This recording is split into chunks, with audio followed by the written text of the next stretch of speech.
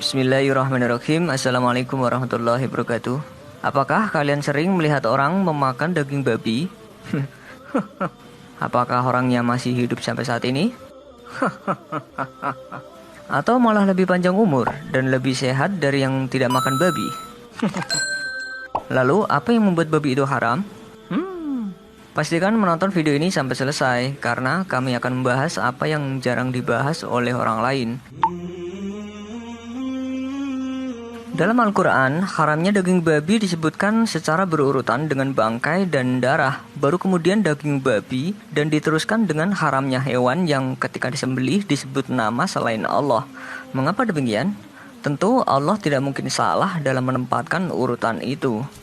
Hewan merupakan makhluk ciptaan Allah, maka ketika akan disembelih, hewan tersebut harus disembelih atas seizin Allah. Dengan menyembelih menyebut nama Allah, berarti kita telah menghalalkan hewan tersebut sebagai hewan potong. Sembelihlah dengan sesuatu yang dapat mengalirkan darah. Sebutlah nama Allah, lalu makanlah, kecuali dengan gigi dan kuku. Aku jelaskan kepada kalian, gigi itu sejenis tulang, sedangkan kuku adalah alat yang biasa digunakan oleh bangsa Habsyah untuk menyembelih. Hadis riwayat Muslim.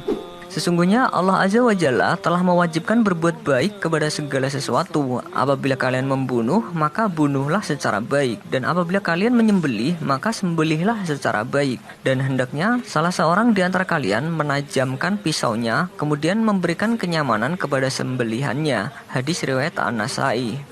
Syekh Abdul Aziz bin Baz menyebutkan bahwa penyembelihan yang sesuai syariat itu ada 3 keadaan. Yang pertama, terputusnya tenggorokan, kerongkongan, dan 2 urat leher. Ini adalah keadaan yang terbaik. Jika terputus 4 hal ini, maka sembelihannya halal menurut semua ulama.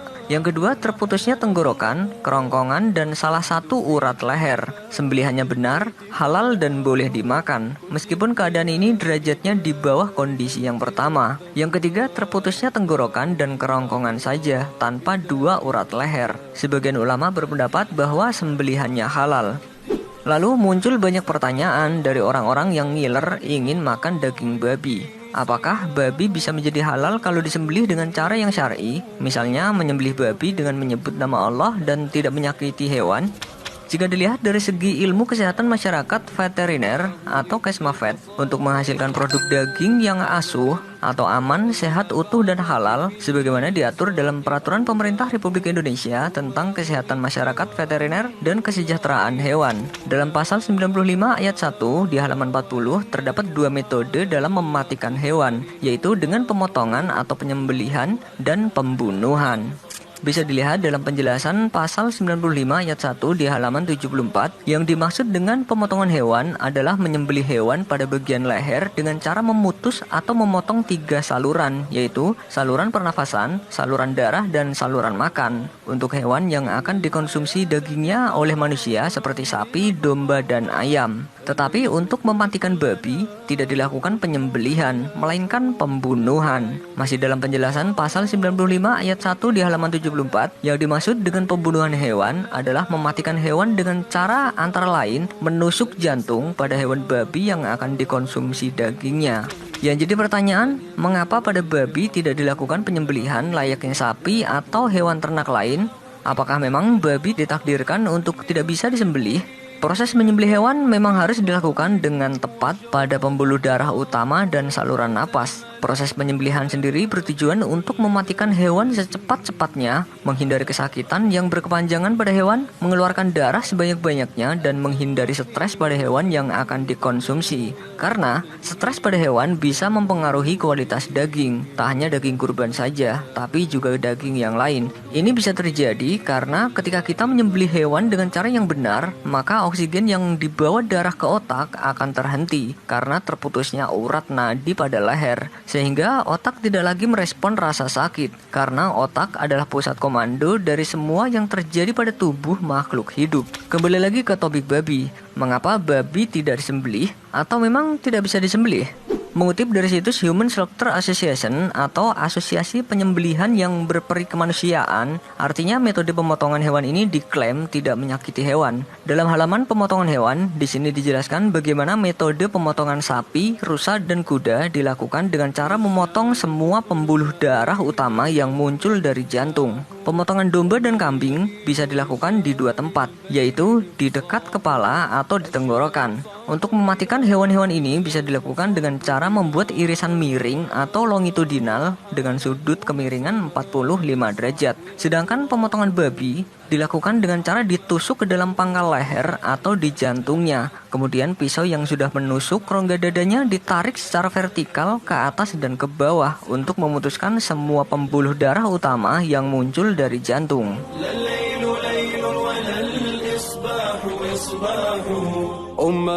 Begitu juga yang dilakukan oleh para pemburu babi liar, mereka akan membidiknya tepat di rongga dadanya atau bagian pangkal leher. Hal ini dimaksudkan agar babi itu tidak kabur dan cepat mati. Dan memang metode inilah yang katanya paling manusiawi agar babi tidak stres karena pembunuhan itu yang nantinya akan mempengaruhi kualitas rasa dagingnya. Cara penyembelihan yang disebut paling berperi kemanusiaan tadi biasanya sebelum disembelih akan dilakukan proses stunning atau pemingsanan dahulu. Hal ini dimaksudkan agar hewan itu tidak merasakan sakit. Namun dikutip dari sebuah majalah tentang ilmu pengetahuan yang terkenal New Scientist, melalui penelitian ilmiah yang dilakukan oleh dua staf ahli peternakan dari Hannover University, sebuah universitas terkemuka di Jerman, Profesor Dr. Salk dan rekannya Dr. Hasim, keduanya memimpin satu tim penelitian terstruktur untuk menjawab pertanyaan, manakah yang lebih baik dan paling tidak sakit, penyembelihan secara syariat Islam dengan pisau tajam tanpa pemingsanan, ataukah penyembelihan dengan cara barat dengan pemingsanan? Prosesnya dengan cara meletakkan alat perekam aktivitas otak dan jantung untuk mendeteksi rasa sakit. Selengkapnya bisa kalian lihat sendiri di situsnya. Singkatnya, penelitian itu menghasilkan 4 kesimpulan. Dalam metode syar'i, setelah disembelih, 3 detik pertama tidak ada indikasi rasa sakit. 3 detik berikutnya, sapi kehilangan kesadaran. 6 detik pertama itu ada aktivitas luar biasa dari jantung untuk menarik sebanyak mungkin darah dari seluruh anggota tubuh dan memompanya keluar melalui ketiga saluran yang terputus di bagian leher. Kemudian darah tertarik dan terpompa oleh jantung keluar tubuh secara maksimal. Maka dihasilkanlah healthy meat atau daging yang sehat. Sedangkan dalam metode stunning ala barat, ketika pemingsanan sapi terhuyung jatuh. Saat itu terlihat tidak kesakitan karena tidak meronta ketika disembelih dan darah yang keluar hanya sedikit. Setelah proses pemingsanan, ada indikasi tekanan rasa sakit pada sapi. Kemudian, adanya rasa sakit yang luar biasa sehingga jantung berhenti berdetak lebih awal. Akibatnya jantung kehilangan kemampuannya dalam memompa darah menarik dan keluar tubuh. Dan karena darah tidak terpompa keluar maksimal, darah itu membeku di dalam urat-urat darah dan daging, sehingga dihasilkan unhealthy meat atau daging yang tidak sehat. Yang lebih mengejutkan, pisau tajam yang mengiris leher ternyata tidaklah menyentuh saraf rasa sakit. Kedua peneliti itu menyimpulkan bahwa sapi meronta-ronta dan meregangkan otot bukanlah sebagai ekspresi rasa sakit, melainkan sebagai ekspresi keterkejutan otot dan saraf saja, yaitu pada saat darah mengalir keluar dengan deras. Jadi, mana yang lebih manusiawi? Cara orang barat atau cara syar'i? Jika cara pemingsanan malah membuat darah terhenti dalam urat dan daging sehingga darah tak bisa keluar maksimal, apakah cara yang dibilang manusiawi ini hasil dagingnya halal dimakan atau malah setara dengan bangkai? Hewan-hewan yang mati karena bukan disembelih secara syar'i, maka akan disebut bangkai. Terdapat 3 definisi bangkai, yaitu yang pertama yang mati tanpa disembelih seperti kambing yang mati sendiri. Kedua, yang disembelih dengan sembelihan tidak syar'i seperti kambing yang disembelih orang musyrik. Ketiga, yang tidak menjadi halal dengan disembelih seperti babi disembelih seorang muslim sesuai syarat penyembelihan syar'i. Jadi, babi tetaplah babi, walaupun disembelih dengan cara yang syar'i, bahkan masuk dalam definisi bangkai. Kita kembali ke topik leher babi. Kenyataannya babi bukanlah tidak mempunyai leher. Dalam gambar ini terlihat dia memiliki leher karena babi punya tulang leher atau vertebra cervical yang langsung terhubung dengan tengkorak. Alasan haramnya babi mungkin karena dia tidak bisa disembelih layaknya hewan sembelihan. Sedangkan syarat halalnya hewan ternak dalam Islam adalah dengan disembelih secara syar'i, yaitu dengan menyebut nama Allah dan dengan cara yang dicontohkan Rasulullah SAW.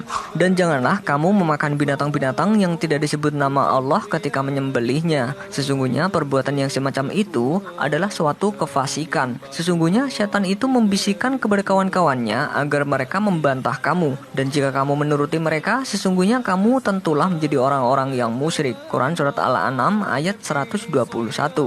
Katakanlah, tiadalah aku peroleh dalam wahyu yang diwahyukan kepadaku sesuatu yang diharamkan bagi orang yang hendak memakannya, kecuali kalau makanan itu bangkai atau darah yang mengalir atau daging babi, karena sesungguhnya semua itu kotor, atau binatang yang disembelih atas nama selain Allah. Barang siapa dalam keadaan terpaksa sedang dia tidak menginginkannya dan tidak pula melampaui batas, maka sesungguhnya Tuhanmu Maha Pengampun lagi Maha Penyayang. Jadi mungkin inilah maksud Allah menyandingkan babi dengan darah, bangkai dan hewan yang tidak disembelih atas nama Allah dalam satu urutan ayat. Karena kondisi babi yang sekarang baru diketahui kalau dia tidak dapat disembelih, otomatis darah, bangkai dan hewan yang tidak disembelih telah tersemat dalam babi sejak dia diciptakan Allah. Dan Allah tidak menciptakan leher yang bisa disembelih pada babi. Bisa dibilang babi adalah makanan yang mengandung tingkat keharaman yang full version. Setuju nggak? Di zaman Rasulullah SAW belum ditemukan fakta-fakta ini, tapi para sahabat dahulu tetap meyakini kalau yang tertulis dalam Al-Quran adalah benar, karena taat pada Allah dan Rasulnya itulah yang utama. Rasulullah SAW melarang sesuatu yang mendatangkan manfaat bagi kalian, namun taat kepada Allah dan Rasulullah SAW jauh lebih bermanfaat. Hal itu baik bagi kalian. Hadis riwayat Ahmad. Kalau bukti-bukti ini belum cukup memuaskan kita tentang penyebab diharamkannya babi, Allah pasti punya alasan lain yang lebih kuat. Kita sebagai manusia yang berakal, kita gunakan untuk merenungi dan memahami dalil-dalil yang ada dalam Al-Quran. Memang iman tidak sempurna tanpa ilmu, tapi bagi kita yang belum mendapatkan ilmu, dengan iman saja kita sudah bisa memperoleh rahmat dari Allah. Sesungguhnya orang-orang yang beriman, orang-orang yang berhijrah dan berjihad di jalan Allah, mereka itu mengharapkan rahmat Allah, dan Allah Maha Pengampun lagi Maha Penyayang. Quran Surat Al-Baqarah ayat 218. Wallahu a'lam bishawab. Umat Islam patut bangga memiliki Al-Quran, wahyu yang mengandung kebenaran. Oke lah, kebenaran bisa datang dari manusia, misalnya seperti ilmu. Akan tetapi ilmu bersifat relatif, sementara kebenaran yang berasal dari Tuhan bersifat mutlak. Dan satu lagi, tiada Tuhan selain Allah. Wassalamualaikum warahmatullahi wabarakatuh.